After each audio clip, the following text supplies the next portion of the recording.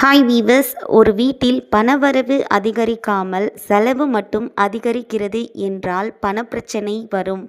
பணத்தை ஈர்க்க எளிய பரிகாரங்கள் உள்ளது. பரிகாரங்களை தொடர்ந்து செய்தால் பணப்பிரச்சனையை சரி செய்யலாம். வீடு அல்லது தொழில் செய்யும் இடத்தின் வடகிழக்கு மூலையில் ஒரு கண்ணாடி டம்ளரில் நீர் வைத்து அதில் எலுமிச்சை ஒன்றை போட்டு வைக்க வேண்டும். வாரத்திற்கு ஒரு முறை அல்லது 3 நாட்களுக்கு ஒரு முறை மாற்றிக்கொண்டே இருந்தால் வீட்டில் செல்வம் சேரும். முக்கியமான காரியம் பணம் தொடர்பான விஷயத்திற்காக செல்லும்போது ஒரு எலுமிச்சை பழத்தை எடுத்து ஓம் ஸ்ரீம் ஹரீம் ஸ்ரீம் சக்தியே நமக என்ற மந்திரத்தை 6 முறை சொல்லிவிட்டு அந்த எலுமிச்சை பழத்தை கையில் வைத்து கொண்டால் போகும் காரியம் வெற்றிகரமாக முடியும்.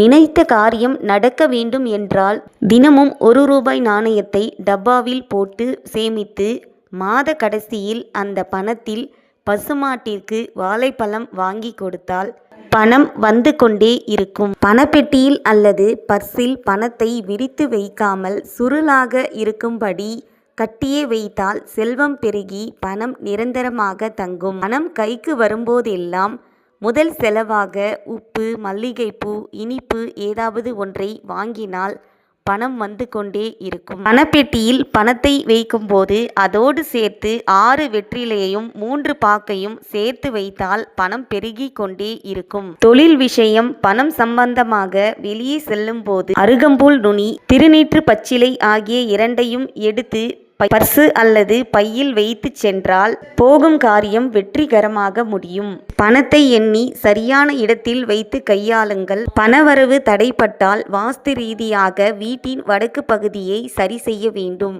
வீட்டை எப்பொழுதும் சுத்தமாக, குறிப்பாக வடகிழக்கு மூலையை குப்பையின்றி வைப்பது அவசியம். வீட்டின் தென்கிழக்கு திசையில் பனி பிளான்ட் வளர்ப்பது செல்வத்தை ஈர்க்கும்.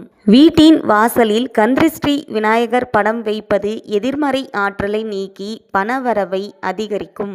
பீரோவில் பச்சை கற்பூரம் அல்லது மகாலட்சுமி படத்தை வைத்து வடக்கு திசை நோக்கி வழிபடுவது செல்வத்தை ஈர்க்கும். நன்றி.